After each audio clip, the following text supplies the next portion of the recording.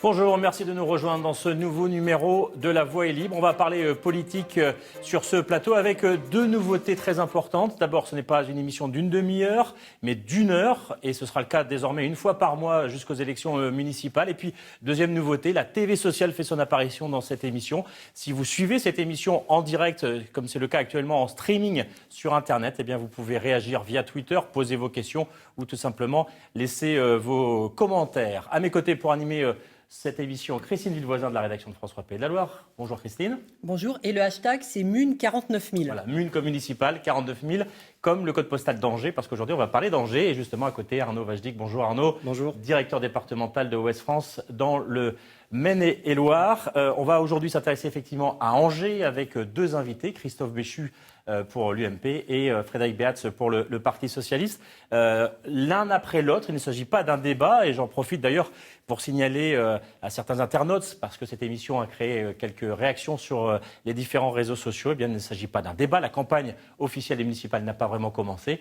Et donc, Christophe Béchu puis Frédéric Beats vont se présenter sur ce plateau. Mais le débat, notez bien, il aura lieu le 9 mars. Et donc, à ce moment-là, le 9 mars prochain, tous les candidats seront invités pour exposer leur projet. Mais pour l'instant, c'est Christophe Béchu qui est notre invité. Il va venir nous rejoindre.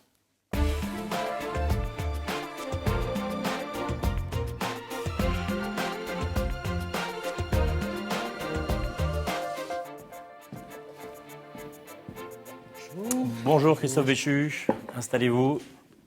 Candidat donc pour la mairie d'Angers, président du conseil général du Maine-et-Loire. Ce sera votre deuxième tentative pour gagner cette mairie d'Angers. On va regarder ensemble une première image. Je vais vous demander de la commenter. Vous allez la découvrir sur nos écrans. Il s'agit de votre siège de campagne. Vous allez voir cette image et vous allez nous dire pourquoi vous avez choisi cet endroit. C'est rue Voltaire, c'est en plein cœur d'Angers, en plein centre-ville. Ah pardon. D'accord, c'est là qu'il faut que je regarde. C'est effectivement ma permanence de campagne qu'on a voulu installer dans un endroit qui soit très central et très passant pour qu'un maximum d'Angevins puissent venir à notre rencontre dans le courant de cette campagne. Vos adversaires parlent d'un local bling-bling. Qu'est-ce que vous voulez leur répondre là ? Contrairement aux apparences, c'est pas moi qui ai le plus de moyens financiers dans le cadre de cette campagne. L'équipe sortante, qui a créé un parti politique et qui donc dispose d'un trésor de guerre qui lui permet de faire campagne jusqu'au plafond de campagne. Elle a les moyens peut-être où elle décide d'ouvrir un certain nombre de permanences. Nous, on a les moyens. On va regarder les permanences de votre adversaire, c'est l'autre image. On va voir qu'on n'est pas du tout dans la même dimension. C'est un peu plus discret. On est dans un quartier. Dans l'apparence, en tout cas, c'est vous qui faites bling-bling et pas votre adversaire socialiste, le maire sortant. Écoutez, si j'ai bien compris, mon adversaire compte ouvrir 3 ou 4 permanences. Ce qui veut dire qu'au final, si on additionne l'ensemble de ces permanences, d'abord, ça donnera sans doute une autre image. Et puis après, implanter des permanences dans des quartiers pour faire un symbole, c'est une chose. Avoir agi de manière concrète dans une partie de ces quartiers serait peut-être été préférable pour les habitants qui sont à proximité. Alors ça, c'était les bureaux, les sièges de campagne. On va voir votre logo. On va le découvrir. Les téléspectateurs vont peut-être le découvrir. Le voilà. Vous voulez que je le commente ? Oui, dites-nous. Pourquoi vous avez choisi ce logo ? Écoutez, c'est assez simple. Vous avez en plein cœur le château d'Angers, et puis vous avez les deux vrais sujets de cette campagne. La reconquête des berges de Maine, qu'on voit en bleu d'un des deux côtés, et de l'autre, affirmer l'ambition végétale de ce territoire, et c'est ce qui explique ce qui entoure ce château, et puis avec plusieurs couleurs, pour représenter ce logo, pour rappeler que je suis à la tête d'une liste qui sera une liste de rassemblement et qui souhaite faire en sorte, avant tout, d'aller à la rencontre des Angevins. Et la tour rose, alors c'est quoi ? C'est la forteresse socialiste qu'il faut attaquer ? Non, absolument pas. Pourquoi pas ? Peut-être que c'était inconscient dans la manière de l'imaginer, mais je vous assure que non, on n'a pas été jusque-là dans la réflexion. Et vous pensez que l'identité du végétal, elle n'est pas assez reprise par l'équipe sortante ? Je pense que c'est une chose d'avoir une identité végétale qu'on essaye de défendre à travers l'enseignement supérieur, à travers la recherche, mais que dans beaucoup de choix d'urbanisme, c'est davantage le béton que le végétal qu'on a laissé s'exprimer en surdensifiant dans un certain nombre de secteurs, en n'étant pas suffisamment attentif, justement, à faire ressortir cette identité végétale et qu'au-delà de ça, Angers a un problème d'image, de rayonnement, a une difficulté à être visible et lisible sur une carte de France. Et un des moyens d'y parvenir, c'est de miser sur les domaines dans lesquels on est bon. Et les domaines dans lesquels on est bon, il y en a quelques-uns sur lesquels on a la taille critique pour pouvoir prétendre exister. Et je pense qu'au lieu de parler d'Angers-Loire-Valais ou d'un certain nombre de concepts qui ne précisent pas qui nous sommes, on aurait tout intérêt au contraire, à miser sur cette identité. En tout cas, ça fera partie des axes que je proposerai dans le cadre de cette campagne. On va voir, pour comparaison, pour que les spectateurs se fassent une idée, le logo de votre adversaire principal, le maire sortant, Frédéric Beats. Voilà, le A sur fond rose. Ça, c'est pour Frédéric Beats. Le slogan, Angers pour vous. Vous Oui. le décryptez aussi? Écoutez, je veux bien, je ne m'attendais pas cet après-midi à avoir une interrogation aussi interrogation. poussée pour essayer de vous décrypter les raisons pour lesquelles on a fait ça. On sait On bien a que le sentiment... derrière, il y a des idées, c'est pas Non. qu'un simple symbole. Il y a une idée très simple. Au cours de ces dernières années, la municipalité, elle a fait un certain nombre de très grands projets, mais elle n'a presque pas agi pour le quotidien. Et dans beaucoup de cas, on a une équipe qui aujourd'hui est à bout de souffle, qui est usée. Il n'y a pas eu d'alternance à Angers depuis 40 ans, et on a le sentiment qu'un temps de respiration démocratique, un changement, une alternance, ce sera précisément aussi une occasion pour les Angevins de se réapproprier leur ville et de remettre les problèmes du quotidien au cœur des préoccupations d'une équipe nouvelle. On y reviendra, mais le tramway, c'est le quotidien quand même. On vous dit qu'il n'y a pas eu de J'ai projet pas pour dit le le quotidien. contraire. Enfin, On y reviendra. Et en général, les hommes politiques, les candidats dépensent beaucoup d'argent pour les logos, pour les slogans. C'est que ce n'est pas si anodin que ça. Christophe Béchu a quand même un souci. Il n'a pas réussi à faire l'union à droite et il a un candidat, une liste dans les pattes. et il a un caillou, un gros caillou dans sa chaussure. Il n'est pas le seul. On en parlera tout à l'heure avec Frédéric Beats aussi. Chacun son gros caillou dans sa chaussure. Le vôtre, il s'appelle Laurent Géraud. Vous étiez en 2008 les meilleurs amis du monde. Et aujourd'hui, vous êtes des frères ennemis. Laurent Géraud, investi par l'UDI, l'Union des démocrates et des indépendants, dit même que vous lui avez claqué la porte au nez. Je le cite, il dit « J'avais l'impression d'avoir un pistolet sur la tempe et je pense que les Angevins préfèrent les hommes qui ouvrent les portes plutôt que ceux qui les claquent. » Du coup, il a décidé de présenter sa propre liste en concurrence avec la vôtre. Et entre vous, tout est devenu compliqué. Le centre a explosé, se déchire entre vos deux listes. Vous avez à vos côtés des élus de l'UDI, des militants du MoDem. Laurent Géraud vient aussi de rallier des adhérents du MoDem. Bref, c'est le bazar, surtout pour les électeurs centristes. Pourquoi vous n'avez pas voulu de Laurent Géraud? Ça aurait été plus simple, Christophe Béchu. Madame Villevoisin, on peut, dans beaucoup de cas, avoir une lecture qui consiste à dire ça aurait été plus simple, on n'a qu'à faire comme ça, etc. Moi, C'est vrai, pour le centre, ça aurait été plus simple. si vous me permettez de vous répondre, j'ai pris un engagement devant les Angevins. Cet engagement, il est le suivant. Faire une liste en ne négociant pas avec les appareils politiques.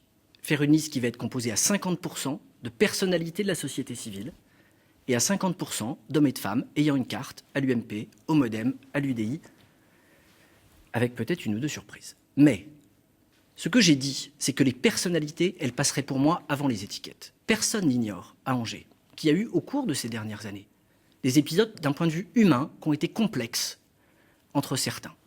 Entre vous et Laurent Géraud, Pas notamment. entre moi et Laurent Géraud, parce que chacun sait que j'ai pas de difficulté à titre personnel, mais on n'est pas candidat seul, on est candidat avec une équipe, on est candidat avec 54 hommes et femmes. Et il n'était pas question pour moi, de manière très hypocrite, de mettre tout le monde sur la photo en sachant très bien qu'il y avait un certain nombre de dissensions, de divisions, de difficultés en coulisses. J'ai fait un choix très clair, que j'assume, qui est le suivant.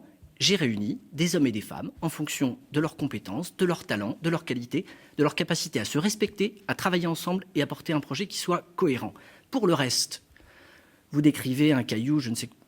Peu importe. Pour les Angevins, Angevins, il aurait ça, voulu vous faire l'union, Vous vous êtes partez d'accord. avec le MoDem. Laissez-moi- Vous partez avec le MoDem, c'est une étiquette le MoDem. Je quand même. pars avec le MoDem, Pourquoi pas j'aurai avec le l'UDI soutien d'un certain... Mais parce qu'encore une fois, je considère qu'une liste, elle se rassemble en tenant compte des personnalités des hommes et des femmes. Mais je ne suis pas dans une optique ou dans une logique, contrairement à ce que vous pourriez penser, qui consiste à être obsédé par la candidature de tel ou tel ou contrarié par la candidature de tel ou tel. On est en démocratie. Cette pluralité de listes, elle va permettre... Je note que, Que les il n'y a Angevins- pas de liste d'union, c'est tout. Elle va permettre, je conduis une liste d'union, vous pouvez dire que cette union n'est pas totale, mais la liste que je conduis est bien une liste de très C'est large évidemment rassemblement et une d'union. liste qui va vous prendre quelques voix au centre et on sait que c'est une élection qui se jouera peut-être bien au centre du côté d'Angers. C'est pas forcément une bonne nouvelle.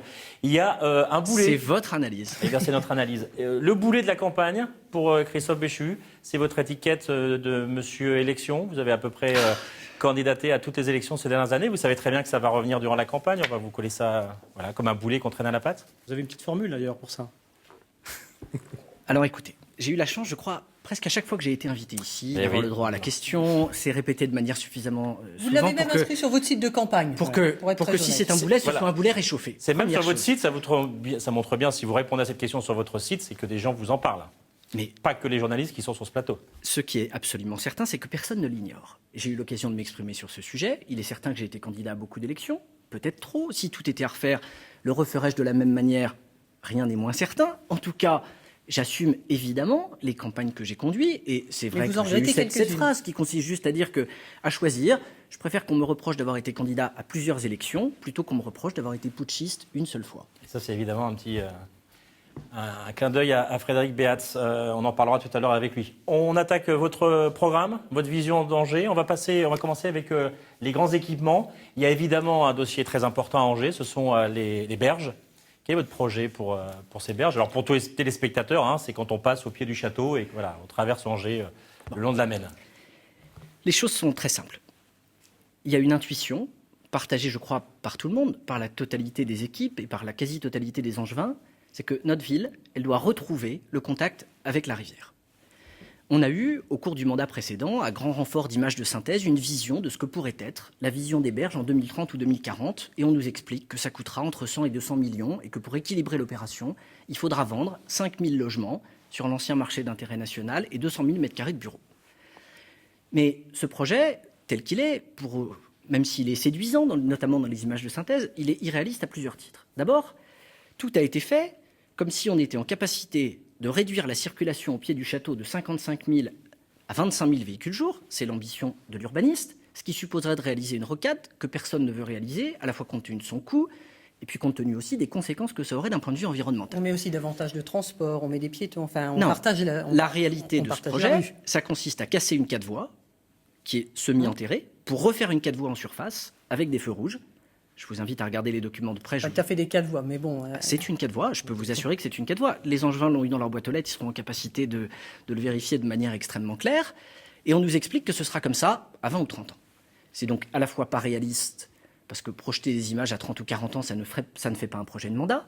En même temps, Deuxièmement, casser une 4 voies qui est amortie pour en construire une autre, je ne vois pas bien l'intérêt. Et on ne sait toujours pas où les 30 000 véhicules jour qui ont prévu de disparaître, par où ils disparaissent.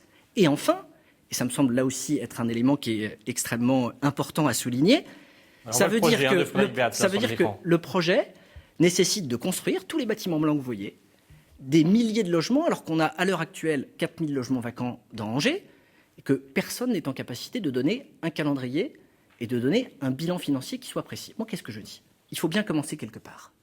Commencer quelque part, c'est considérer que sur les plusieurs kilomètres qui sont en bord de Maine, tous n'ont pas la même importance. Et dans la partie la plus centrale des bords de Maine, je propose de couvrir, tel que ça figure sur l'image que vous êtes en train de projeter devant moi, ça, c'est votre projet, de couvrir ces voies sur berge qui sont déjà suffisamment enterrées pour pas qu'on ait besoin de les décaisser davantage et pour qu'on puisse réaliser une place de 4 hectares en plein cœur de ville qui aura l'avantage de ne pas être au bord d'une 4 voies, à la différence du projet de M. Gruyter, de permettre un espace très apaisé où les Angevins pourront être au bord de la rivière et d'accessoirement à la fois d'étendre le plateau piétonnier et de relier le quartier de la Doutre avec le centre-ville. Absolument pas.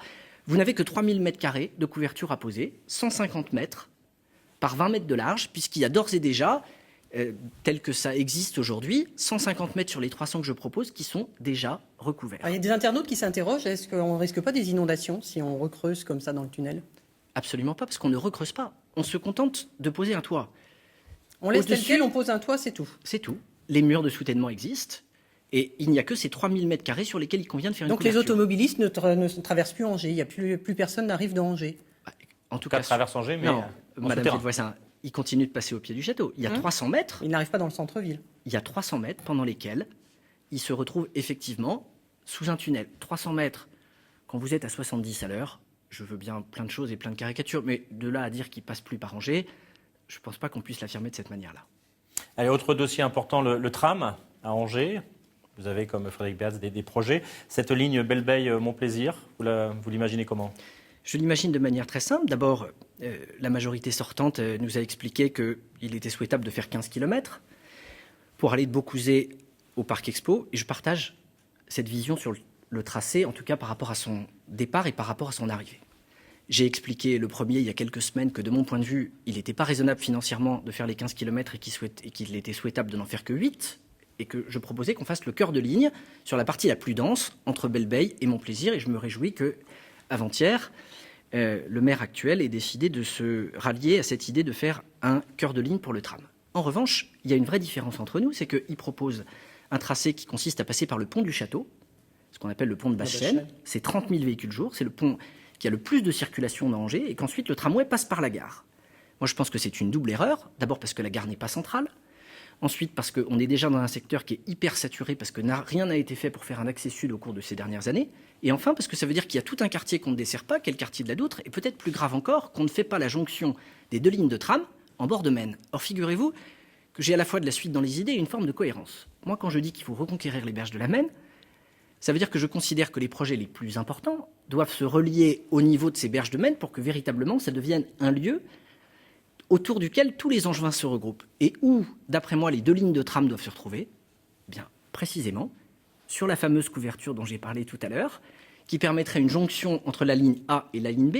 Et plus la jonction de 2 lignes de tramway est centrale, plus il est facile à partir de 2 tracés de faire en sorte de pouvoir avoir 3 lignes. La ce qui gare, sera le ça cas. paraît Oui, très central. la gare, ça aussi. paraît cohérent quand même de passer par, Les finalement, pour tous les gens étudiants qui arrivent en train. et qui vont Mais- ensuite à Belleveille à la fac. Si vous regardez mon projet, dans mon projet, on pourra bien, depuis la Roseraie, aller à Belleveille et depuis la Belleveille, aller à la gare, puisqu'on peut faire 3 lignes à partir de 2 tracés si le point de jonction est central. bon. Mais regardez la carte qui est derrière vous. Vous avez mis avec un petit logo rouge l'emplacement de la gare. Je vous invite à demander à vos enfants, avec leurs doigts, d'essayer de regarder quel est le point le plus central sur cette carte. Et je peux vous assurer que s'ils pointent la gare, c'est vraisemblablement que vous ne leur avez pas présenté la carte d'une manière qui soit totalement objective. Et vous voulez aussi desservir l'actuel centre de congrès, c'est ça, hein? Alors, effectivement, je considère que plutôt que de faire un nouvel équipement qui coûterait entre 60 et 90 millions d'euros, il vaut beaucoup mieux réhabiliter l'actuel, d'autant qu'il est accolé au Jardin des Plantes, que ce Jardin des Plantes, il participe de manière très puissante à l'identité végétale de notre ville dont je parlais tout à l'heure. Ce que je souhaite, c'est qu'on inverse, entre guillemets, le sens de ce Jardin des Plantes, pardon, le sens du centre des congrès, pour que ce soit le rez-de-jardin qui soit davantage l'entrée de ce centre des congrès et que justement, il participe davantage à valoriser notre identité végétale. Mais 15 millions pour refaire l'actuel, entre 60 et 80 pour en faire un nouveau, de mon point de vue, le choix est vite fait. Vous n'étiez déjà pas d'accord sur le premier tracé du tramway qui passait à travers le centre-ville. Vous êtes fidèle Rapidement. en fait. Vous vouliez à les ce faire que passer disiez. par les boulevards, vous avez de la suite dans les idées finalement. Ouais. Exactement. La maison d'arrêt doit être transférée à Trélazé. Alors, vous voulez en faire l'actuelle maison d'arrêt un centre d'art contemporain. Il y a 2 sujets. Il y a d'abord un sujet qui n'a rien à voir avec les élections municipales et qui, depuis 7 ou 8 ans, est un combat que je conduis qui consiste à dire qu'il y a aujourd'hui une maison d'arrêt qui abrite dans des conditions de totale indignité des hommes qui ont été incarcérés. Qu'on punisse ceux qui ont fait quelque chose. Elle date du milieu 19e. Je suis pour qu'on le fasse dans un bâtiment où il y a des épidémies de Gale et qui, sous prétexte que cette maison a été construite en 1856, et donc qu'elle est monument historique classé, on ne puisse pas envisager des travaux sur site, ça nécessite que tous ceux et toutes celles qui sont humanistes poussent pour qu'on obtienne le déménagement de cette prison. Et il y a un site à Trélazé qui pourra l'accueillir. Et dans un contexte social hyper lourd ces dernières semaines concernant cette ville de Trélazé, je pense que ce serait de surcroît une décision qui serait la bienvenue. Maintenant, si la maison d'arrêt déménage, on se retrouve avec un bâtiment classé en cœur de ville dont on a la responsabilité.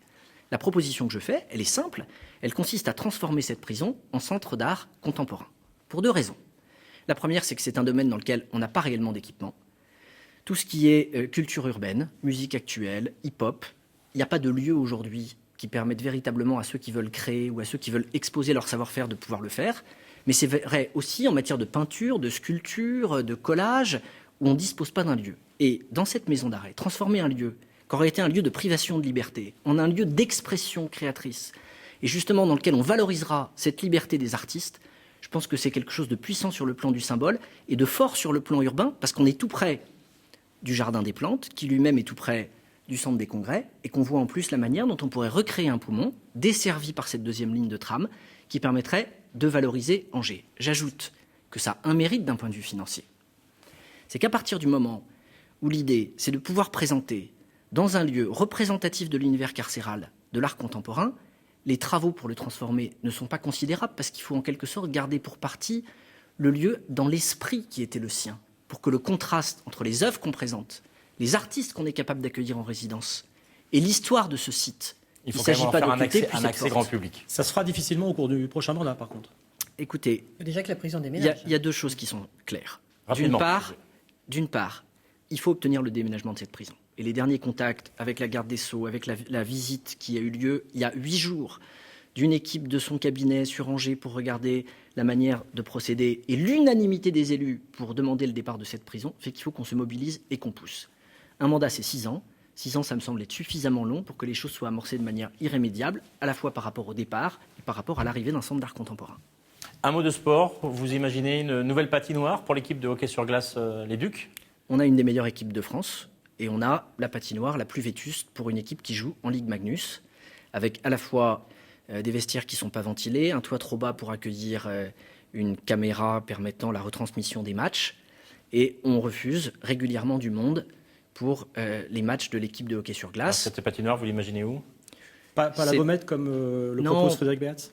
Pas à la Baumette parce que c'est un lieu qui n'est pas desservi par la ligne de tramway et que je pense qu'il faut justement avoir cette cohérence. Il y a plusieurs hypothèses. L'une de celles-là, c'est de le faire à côté de la piscine aqualudique qui s'apprête à ouvrir. D'ailleurs, généralement, quand on fait un équipement de piscine aqualudique, on accole la patinoire pour que les réseaux de chaud puissent alimenter le froid et que les réseaux de froid puissent alimenter le chaud. Et je regrette que finalement, on ne l'ait pas prévu dès l'origine. Comme à Cholet?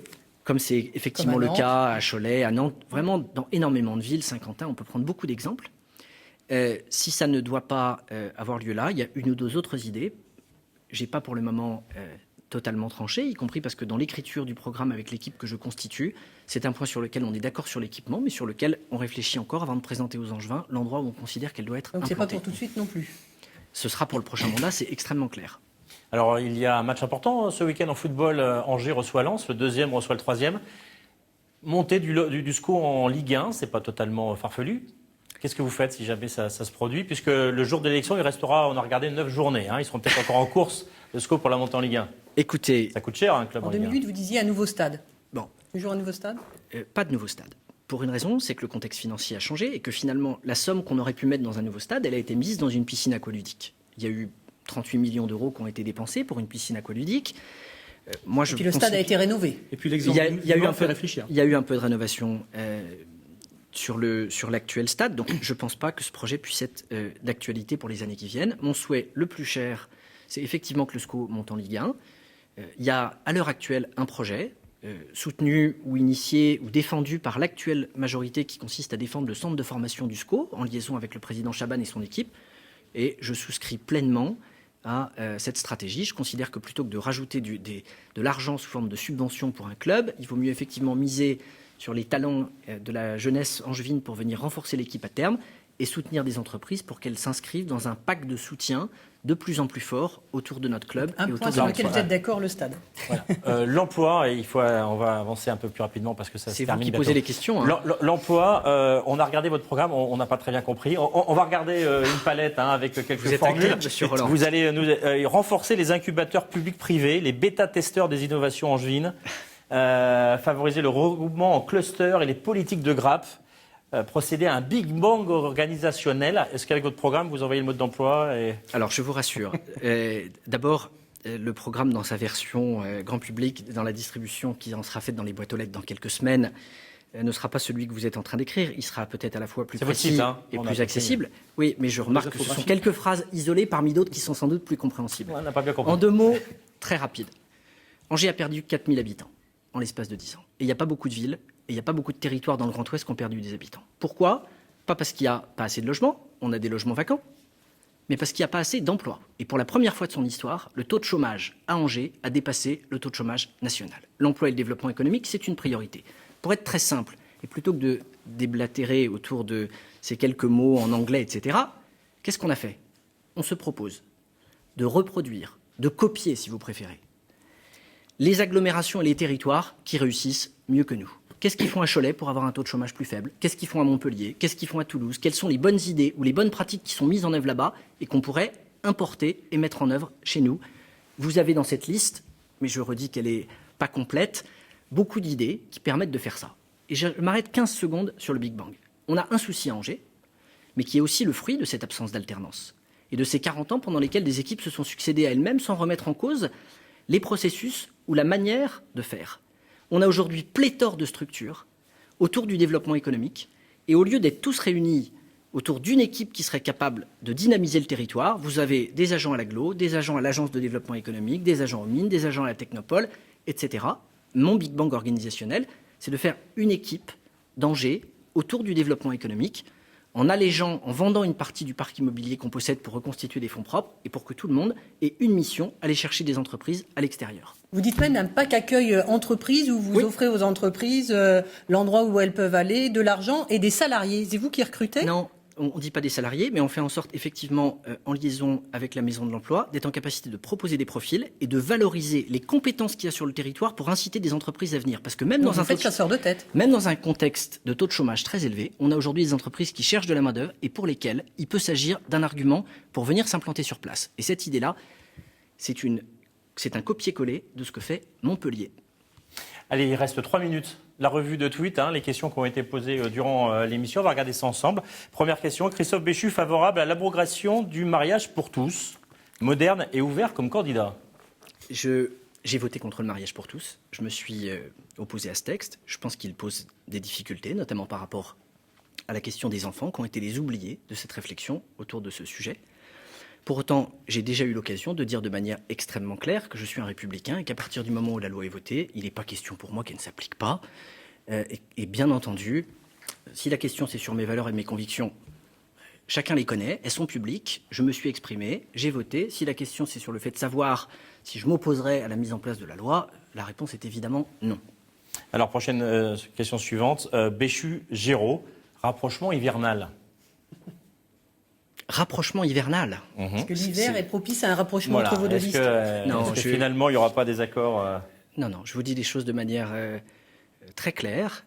Je présenterai mon équipe à la fin du mois de janvier, mais concernant Laurent Géraud, je respecte sa démarche. Je lui souhaite bon courage pour sa campagne, mais il n'est pas question pour moi de modifier les choses. J'ai dit que je ne négociais pas avec les partis politiques, je ne négocie pas avec les partis politiques, et la liste que je présente au premier tour sera la liste que je présenterai au deuxième tour.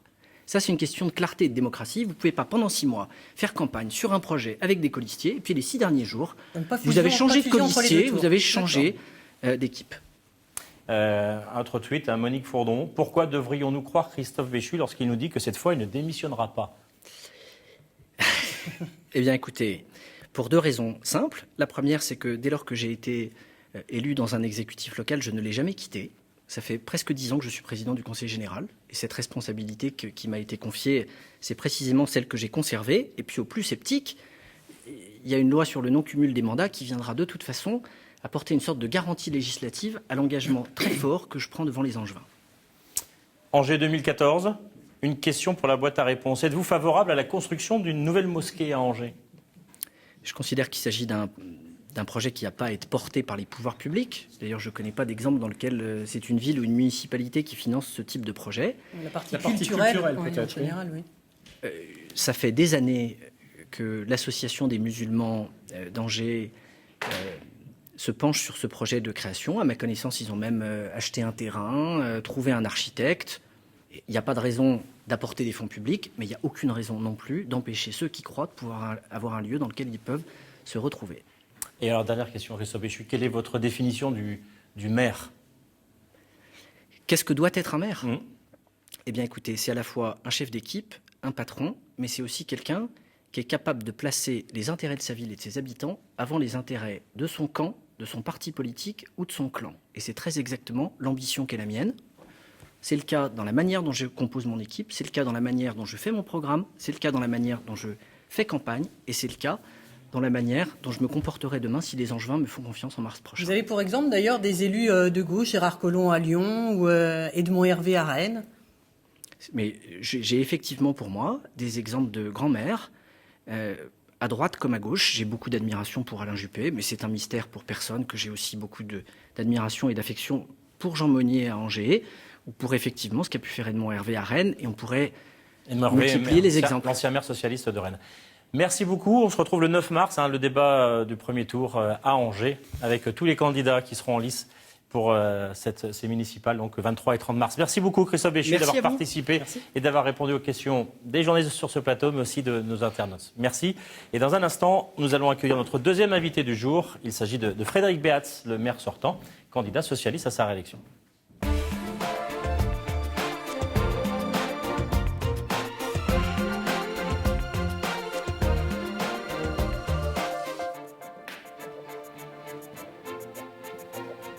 Bonjour Frédéric Beats, installez-vous. Bonjour. Et vous ne vous êtes pas croisés. Il y avait une sortie On s'est hier. croisés avant. Vous êtes croisés Au avant. maquillage, c'est vrai. Avant d'ouvrir ce débat, vous avez suivi évidemment en coulisses cette première partie d'émission. Un commentaire rapidement? Mais pas tout, pour être tout à fait franc et dévoiler les coulisses, j'ai passé un petit moment dans le couloir. Mais effectivement, j'ai pu suivre le début de l'émission. Convaincu? C'est une blague? C'était un peu d'humour. Allez, on commence. Même chose. L'image, on va regarder un petit peu votre stratégie de campagne. D'abord, le choix. Et on voit bien qu'il y a une stratégie très différente dans votre choix de siège. Voilà, on est dans un quartier, c'est plutôt modeste, Populaire, on va dire. populaire, à côté effectivement. C'est l'anti-Béchu, c'est ce local de campagne? Ah non, non, non, non, du tout. J'ai ma propre vision d'Angers, de ces quartiers, de ce que je suis aussi. Et ce local de campagne, comme celui que nous inaugurerons demain à la Roseraie, correspond à mon parcours, à ce que je suis profondément. Inscrit dans tous les quartiers d'Angers et en grande proximité avec les C'est pas habitants. plus lisible d'être en centre-ville quand on est maire sortant d'une ville?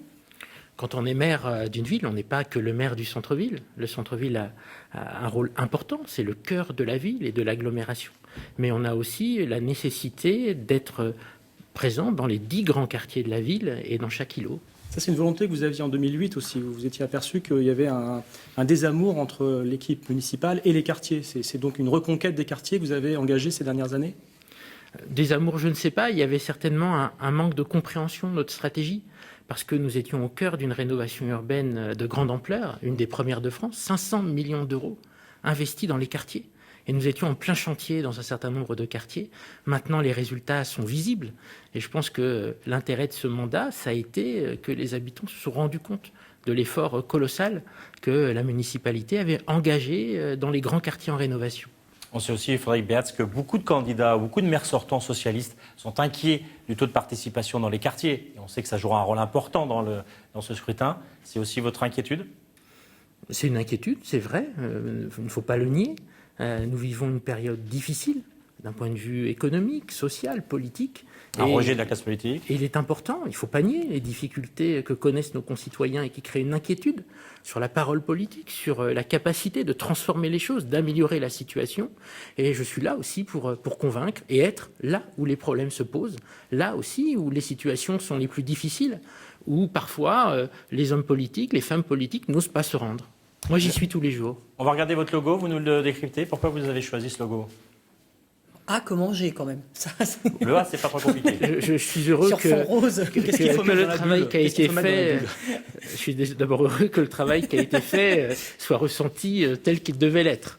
À comme manger. Et la bulle, c'est le sens de la discussion, de l'imagination, de l'inventivité. Parce que là encore, face à la crise que nous connaissons, l'enjeu, c'est d'inventer de nouvelles choses et de l'inventer ensemble. Le rose, c'est pour le Parti socialiste?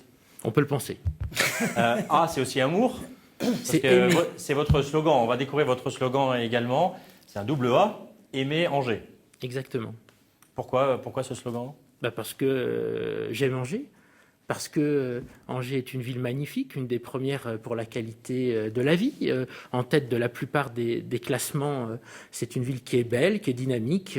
Les habitants y cultivent l'art de vivre ensemble. Et voilà, ce message, c'est aussi de dire, et c'est le rôle d'un maire dans le contexte difficile, de maintenir la confiance et de dire que notre ville a tous les atouts pour s'en sortir, pour préparer l'avenir. Alors Frédéric Beats, c'est un souci, Christine. On l'a vu tout à l'heure déjà avec Christophe Béchu. Frédéric Beats a également une liste dans les pattes, une liste qui va pouvoir peut-être le gêner. Lui aussi, il a un gros caillou dans sa chaussure et ce gros caillou, Et il ça fait s'appelle mal. Jean-Luc Roturo, ancien adjoint à l'urbanisme qui a démissionné de ses fonctions, quitté le PS pour annoncer sa candidature en septembre. Ce qu'il n'a jamais digéré, il faut bien le dire, Jean-Luc Roturo, c'est que vous soyez devenu maire alors que lui aussi était candidat. Votre élection, il l'a vraiment vécu comme une élection au forceps. Pourtant, vous avez essayé de négocier avec Jean-Luc Roturo. Vous lui avez même proposé la présidence d'Angers Agglomération et même un poste de sénateur en 2017. Mais lui, il voulait des primaires à gauche pour cette élection et il n'a pas voulu de la présidence d'Angers Agglomération. Il est entré en dissidence, il fait sa propre liste. Vous dites que pour lui, c'est un suicide politique. Et pour vous, c'est quoi? C'est une perte d'électorat quand même. D'abord, pour moi, c'est une déception. C'est la déception de ne pas avoir réussi à le convaincre, comme vous l'avez dit, avec les propositions que j'ai faites. C'est du marchandage quand même. Hein. Tu me laisses la mairie, je te donne le poste de sénateur. Oui, mais comme sa déception était celle de ne pas avoir été maire, je n'ai pas vu de rupture sur le fond du projet municipal, y compris sur ce que j'ai conduit depuis 2 ans.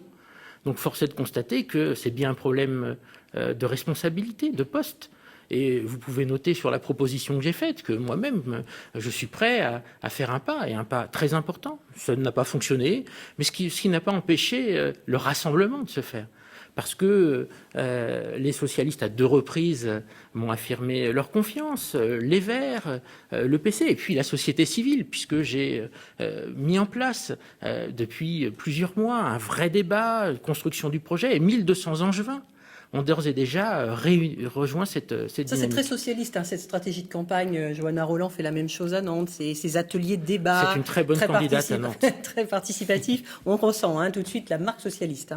Le boulet de la campagne, chacun a son boulet. Alors vous, c'est un petit peu, on va revoir peut-être les images, c'est votre nomination, élection en tant que maire, la passion de pouvoir avec Jean-Claude Antonini. Ça avait provoqué beaucoup de psychodrames avec des cris lors d'un conseil municipal. On vous avait accusé certains de putsch.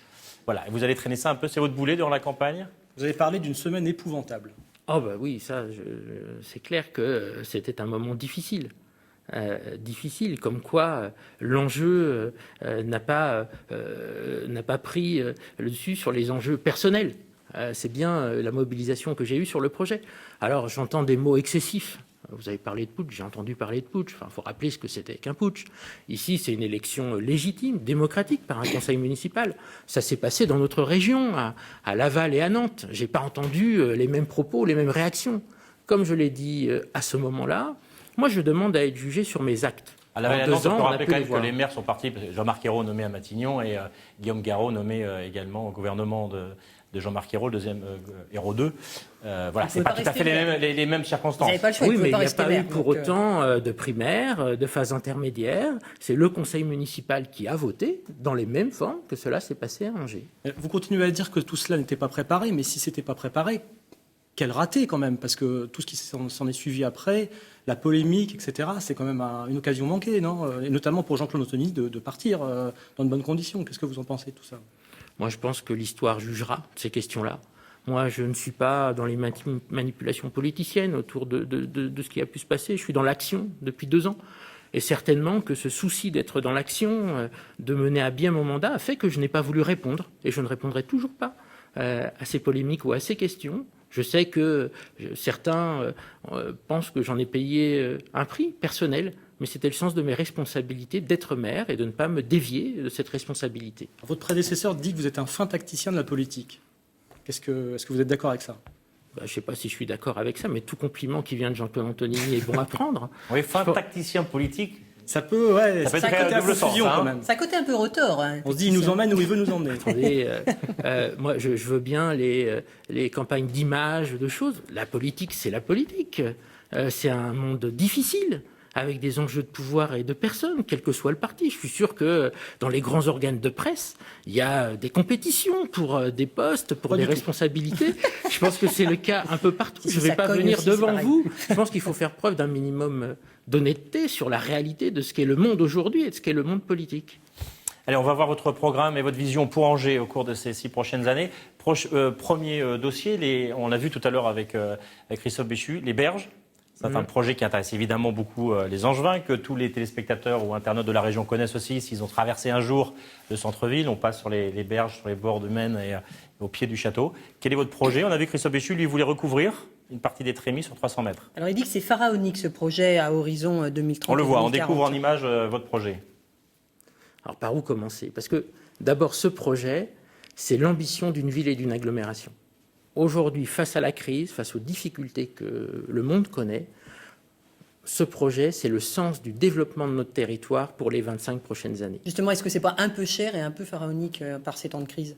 Non, c'est très raisonnable. Nous allons voter Alors, c'est quoi le au coût? conseil On a municipal. toujours du mal à connaître le coût de ce Eh bien, projet. pour les 6 prochaines années, au prochain mandat, c'est 35 millions d'euros. Et pour les 40 C'est pas prochaines beaucoup. années? Qui seront investis là-dessus. Pour les Ensuite, 40 prochaines c'est années. l'affaire d'opportunités, d'enjeux. On a dressé une estimation autour de 200 millions d'euros, mais c'est un projet qui va s'étaler sur 25 à 30 ans. Les Angevins le comprendront parfaitement. Un quartier comme le lac de Ça Maine... fait pas rêver, Frédéric Béat, c'est un projet à 25-30 ans, quand les gens vont aller voter. nouveautés, ils veulent peut-être des choses plus rapidement.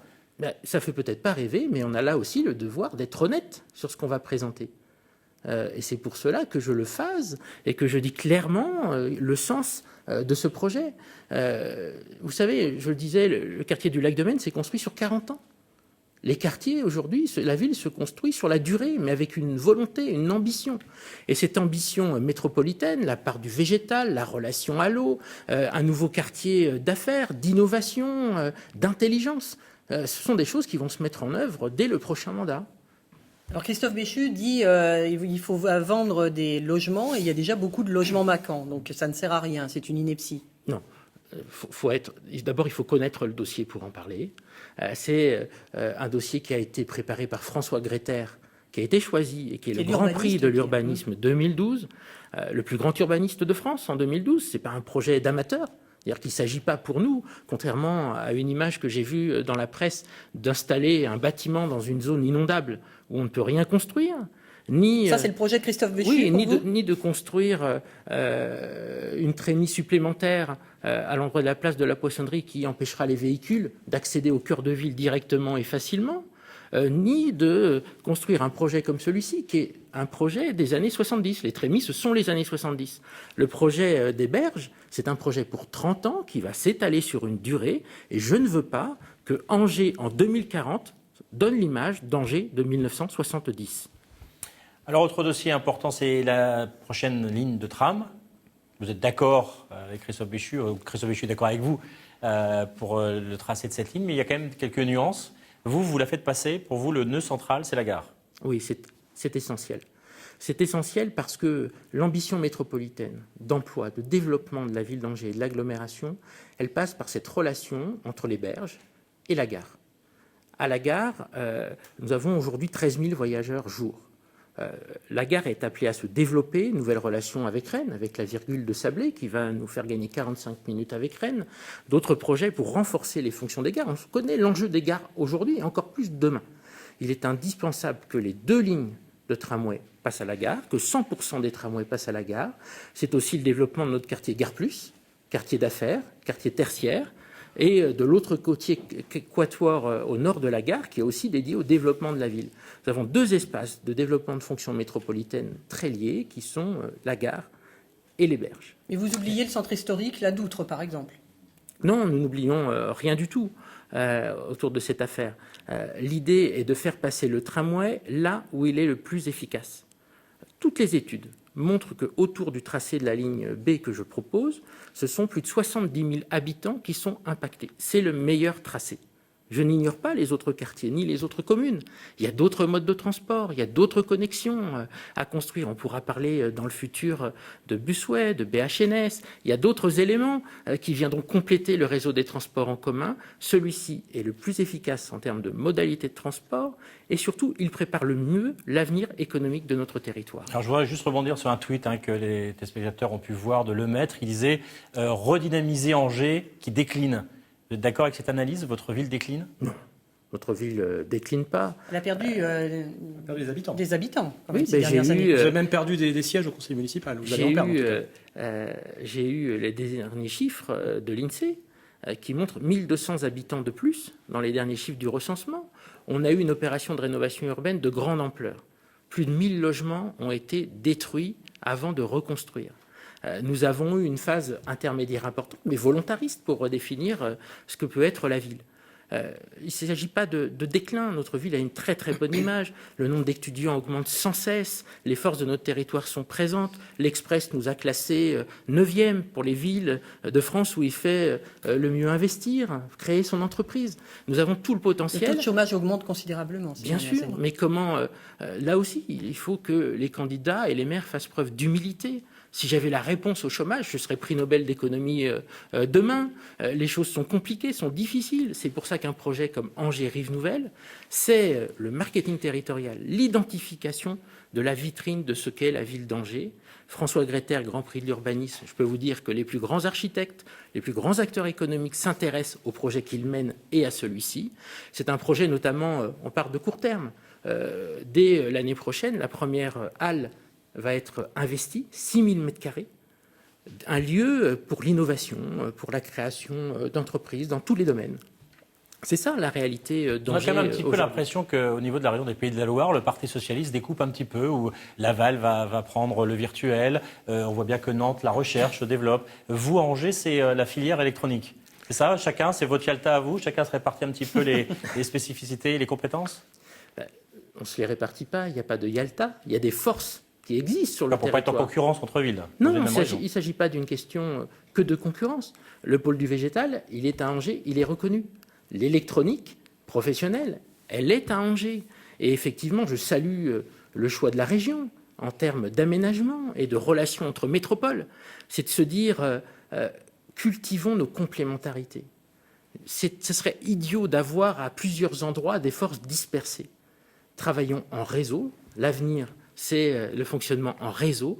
Et autour de cette région, nous avons la chance d'avoir un président de région stratège, avec Christophe Clergeau, son premier vice-président au développement économique. Et effectivement, l'électronique prend corps à Angers. Avec un technocampus. Avec un technocampus de l'électronique sur le quartier des Hauts-de-Saint-Aubin, en proximité des Berges. Là aussi, il n'y a pas de secret. C'est le lieu de développement. Un grand coup de chapeau aux entreprises, parce que ce sont elles, avec Paul Raguin, patron d'Éolane, qui a mené le projet avec notre soutien. Un projet qui était régional et qui devient interrégional et qui prend de l'ampleur chaque jour. C'est l'ambition d'Angers, à travers ce technocampus de l'électronique, de rassembler les universitaires, les chercheurs, les entreprises. Et de passer le les cap étudiants. Technicolor et toutes les souffrances et les blessures qu'il y a autour de ce Oui, site-là. et puis je parlais de mutation tout à l'heure. Technicolor, c'est hélas la fin de l'électronique grand public, des grandes séries. Là, nous sommes dans une autre forme d'électronique. C'est de la recherche que vous faites ? Oui, c'est l'électronique de moyenne et petite série, à très haute valeur ajoutée. Les produits que livrent chaque jour Éolane, Evolis, ou tout récemment Et ça Monsieur peut Ouzou créer avec autant la dialyse d'emplois à que domicile. Technicolor, par exemple Bien à une sûr, il y a certaine- aujourd'hui à une certaine 25 000 époque emplois dans les Pays de la Loire dans le domaine de l'électronique. L'objectif de Loire Electronic Application Valley est de le doubler. Après, est-ce que vous faites venir le ministre du redressement productif à Angers, alors, pour ce projet? Il est le bienvenu. Nous avons eu le ministre de l'économie et des finances qui est venu. Je lui ai fait visiter Scania. Scania qui est à Angers et qui est aussi producteur français. C'est mon accompagnement et ma valorisation des entreprises du territoire. Il y a, je peux vous le dire, des pépites extraordinaires sur le territoire angevin. Et je pense que parler de déclin dans une campagne électorale, c'est irresponsable. On parlait tout à l'heure d'aimer Angers. Quand on aime sa ville, on croit en ses forces, on montre ce qui fonctionne. La confiance, c'est essentiel. Et il ne faut pas nier les difficultés et les problèmes. Ils sont nombreux, bien évidemment. Mais il faut prendre appui sur nos forces, sur nos atouts, ce qui émerge. Allez, il reste 10 minutes, moins de 10 minutes, 9 minutes d'émission. Rapidement, quelques dossiers. Christophe Béchu veut faire de la maison d'arrêt un centre d'art contemporain. Et vous? Déjà déménager la maison d'arrêt à Trélazé, c'est une bonne idée ou pas ? Oui, très très bonne idée. Nous étions ensemble d'ailleurs avec Christophe Béchu et d'autres, avec des représentants du ministère pour défendre le projet. Je ne sais pas si c'est un projet, par rapport à la critique qu'il me formule sur Angers Rive Nouvelle, si c'est un projet qu'il pense pouvoir réaliser dans les 6 ans, c'est-à-dire le déménagement, la décision de déménagement, la construction d'une nouvelle maison d'arrêt, l'investissement du nouveau bâtiment et la construction d'un nouvel équipement à l'intérieur. Moi, je dis chapeau. Qu'est-ce que vous en faites, vous, de la maison d'arrêt, si elle Eh déménage bien, à moi, Trélazé? j'ai une autre vision. Parce qu'elle est classée, hein, c'est ce qu'on J'ai- disait tout à l'heure. oui, On ne peut pas en faire n'importe quoi. Non, on évite de faire n'importe quoi, de tout ce qui peut exister, classé ou pas. L'idée, c'est que l'opportunité de mutation de cette maison d'arrêt a un impact considérable sur tout un quartier. Ce quartier, c'est Savary, Olivier Girand, une entrée de ville qui est située entre le centre-ville, à grande proximité du centre-ville, et l'entrée est de l'agglomération et de la ville. L'enjeu pour moi, c'est d'en faire une pièce maîtresse d'un projet urbain global, structuré, réfléchi. Vous en faites un équipement public ou Je ne sais logements pas. Je ne sais pas encore. C'est au projet de le définir. C'est un travail d'ampleur. Vous savez, moi, je ne suis pas dans une campagne municipale de coûts. De dire ça, on pourra en faire ceci, on pourra en faire cela. Mais vous savez que les gens, c'est- évidemment, que les téléspectateurs, que les Angevins ont envie de savoir un petit peu quels sont vos projets. Ça fait un petit peu Eh bien, rêver quand même dans une campagne. je vous l'ai dit, le projet, une fois que nous Faites aurons une halle créative, la donc, il y a certitude, un projet. la certitude, oui, mais la halle créative, nous l'avons. La halle créative, nous délibérons au conseil municipal de jeudi pour l'investir. La halle créative, elle sera mise en place dès le début du prochain mandat, dès l'année prochaine, dans les formes premières. Ici, cet outil, il faut une réflexion globale. autour de ce quartier, autour de cet espace, et bien évidemment, il faudra trouver une utilité à la future ancienne maison d'arrêt. Bon, a priori, ce ne sera pas une patinoire. Il y a peu de chance. Il y a peu de chance. Vous êtes d'accord avec ce projet aussi présenté par Christophe Béchu? Il faut qu'Angers ait une belle patinoire, notamment pour son équipe de hockey sur glace, les Ducs? Non seulement je suis d'accord, mais j'ai lancé les études. Au sein de la ville. Nous avons déjà travaillé, le club a été rencontré, les utilisateurs aussi. Il n'est pas d'accord avec vous sur le lieu d'implantation. Lui, il dit que à la Baumette, c'est pas là qu'il faut la mettre, mais plutôt près du centre aquatique. Il y a une cohérence.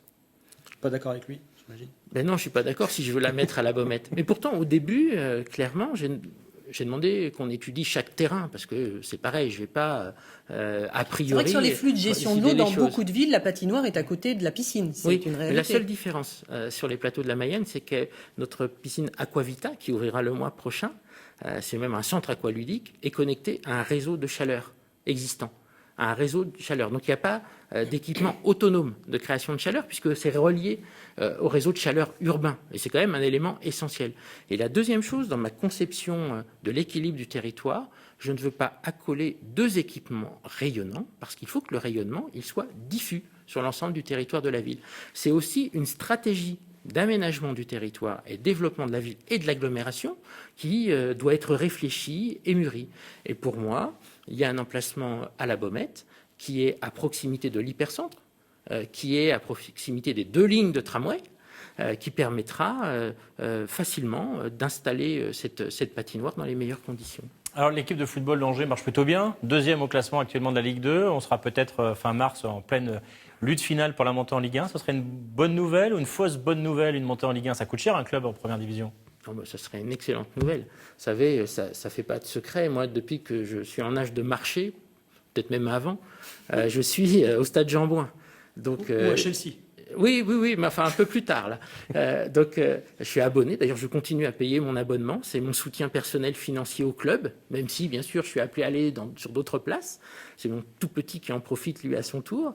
Mais je suis un passionné. J'adore le club. Non, mais que vous soyez passionné, c'est personnel. Mais est-ce que pour Angers, il faut un club en Ligue 1 et comment vous financez? Il faut un nouveau stade, par exemple? Alors, non. Et les choses sont claires aujourd'hui. J'ai préféré qu'on investisse dans la formation. Une des premières décisions que j'ai prises avec le lancement d'Angers Rive Nouvelle, c'est le nouveau centre de formation que nous inaugurerons le mois prochain à la Baumette. Donc, vous voyez la patinoire, complémentarité sportive du secteur de la Baumette, les berges. Christophe Béchu est d'accord avec vous là-dessus, hein, il y a unanimité. Ah ben c'est formidable. Et donc, le stade, moi j'adore les stades. J'adore les stades. Vous savez ce que j'ai dit au président du club? Je lui ai dit, écoutez, monsieur le président, est-ce que vous mettriez plus de 2 ans d'investissement de votre société dans un stade? Bien évidemment non, et on l'a échappé belle. Parce que M. Béchu voulait un stade à 100 millions d'euros avec M. Willy Bernard à l'occasion des dernières élections municipales. Heureusement, les choses ne se sont pas faites. Ma stratégie est très claire. Nous accompagnons le club. Si le club se stabilise, monte et se stabilise au plus haut niveau, là, les choses seront à étudier. Je ne veux pas non plus revivre ce qui s'est passé au Mans avec le déclin d'un club. Un investissement de l'ampleur d'un stade, ça se mûrit, ça se travaille. C'est un rêve. Je serais très heureux. Le Mans, qui a construit un stade de plus de 100 millions d'euros et qui n'a plus de club puisque le dépôt était... Et sur un partenariat public-privé. Là, vous dites pourquoi pas dans quelques années en fonction des résultats du club Pourquoi pas? Il reste 4 minutes. On va ouvrir la revue de tweets avec les réactions des internautes durant cette émission. Avec une première question. Construire un centre commercial au ralliement ou comment tuer le petit commerce? Vous avez tué le petit commerce à Angers? Non. Là aussi, c'est une problématique de stratégie. Il faut, pour le commerce du centre-ville, une locomotive. Vous savez, il y a une chose qui est insupportable pour le maire d'Angers que je suis, c'est de voir les autorisations, parce que la loi est telle aujourd'hui de voir des augmentations de surface partout à proximité du centre-ville. Oui, c'était pas le sens donné à Fleur d'Eau, justement, le centre commercial Fleur d'Eau ne devait pas être cette locomotive en centre-ville, et puis on s'aperçoit que ça n'a pas fonctionné. Non, pas bien. C'est pas avec la Poste, nous sommes sur quelque chose d'une autre ampleur. Une autre ampleur qui connectera... C'est une idée de Jean-Claude Antonini d'ailleurs. Hein. Oui, proposée en 2008. Là aussi, c'est une réflexion que nous avions retardée parce qu'on ne pouvait pas mener cet investissement aujourd'hui. Il est le fruit d'une réflexion et d'une analyse des potentialités commerciales du centre-ville. Et c'est indispensable de créer au centre-ville une vraie locomotive, mais qui rejoint une autre stratégie. C'est un élément d'une stratégie qui conforte les cheminements et les relations avec Fleur d'Eau, avec le ralliement, avec 3 cheminements, un cheminement autour du commerce et un aménagement spécifique, un cheminement autour du végétal et un autour du patrimoine. Vous parliez de nos qualités patrimoniales. Et c'est ces 3 cheminements et cette stratégie d'ensemble que nous voulons animer avec le projet de la Poste, avec le tramway, les 2 lignes de tramway. C'est aussi l'intérêt de mon projet de tramway qui passe boulevard Foch. Et donc de conforter cet équilibre du centre-ville qui est effectivement en difficulté, comme tous les centres-villes. Rapidement, s'il vous plaît, Angers 2014, une question qui avait été posée également à Christophe Béchu. Êtes-vous favorable à la construction d'une nouvelle mosquée à Angers ? Oui, mais effectivement, malheureusement, il y a eu des difficultés parce que les lois de séparation des collectivités, de l'État et des religions sont telles quelles. Nous avions trouvé un terrain, l'association a acheté le terrain et pour des problèmes internes à cette association, le projet n'aboutit pas pour le moment. Je le regrette. Nous avons fait de notre côté le nécessaire. C'était un engagement de 2008 pour vendre ce terrain et maintenant la balle est dans le camp de l'association. La dernière question, Frédéric Béat arrive à parler du centre d'Angers sans évoquer le stationnement. Et j'ai vu passer tout à l'heure un autre tweet, quelqu'un qui demandait à quand un stationnement abordable. C'est vrai que les tarifs ont beaucoup augmenté dans le centre-ville. Ils ont doublé Place du Ralliement ces dernières années. Oui, puis vous notez que le parking est plein. Donc, si cette personne pense que je suis là pour raser gratis, pour dire que tout le monde peut se garer pas cher en centre-ville avec la pression automobile qui existe aujourd'hui, avec un investissement d'une 2e ligne de tram, mais non. La responsabilité, vous savez, c'est quelque chose que j'ai appris. La responsabilité d'un maire, c'est de penser à l'intérêt du développement du territoire. Et il y a un certain nombre de mesures, elles peuvent paraître impopulaires, bien évidemment, mais ma responsabilité, c'est de les prendre. Et sur le stationnement, nous avons une stratégie qui porte ses fruits, puisque nos parkings sont toujours très fréquentés. Nous venons d'ouvrir à la gare un nouveau parking de 500 places, signe que nous ne sommes pas anti-voiture, mais nous avons une stratégie en fonction des secteurs. Il faut que notre cœur de ville reste accessible et malheureusement, l'automobile, aujourd'hui, tendait à le paralyser. Merci beaucoup Frédéric Béat, merci Arnaud et Christine. On va voir les autres candidats. Il y a pour l'instant 5 candidats qui annoncent leur intérêt pour cette élection. Vous les voyez sur cette image avec Christophe Béchu et Frédéric Béat. Donc on a reçu Jean-Luc Rottureau, Laurence Giraud et Gaëtan Diran pour le Front National. Et on vous donne rendez-vous le 9 mars pour le débat de premier tour. Nous serons à Angers avec Arnaud aussi, avec Ouest France et avec Christine. Merci beaucoup Frédéric Béat. Merci à vous 3. Et bonne fête de fin d'année. C'était le dernier numéro d'année 2013. On se retrouve en janvier. On sera à Laval pour le débat, justement, à Laval pour les élections municipales. Merci et bonne fête de fin d'année à vous, Frédéric Béat, et à tous les téléspectateurs et internautes. Merci. Merci. Tout de suite, le journal régional.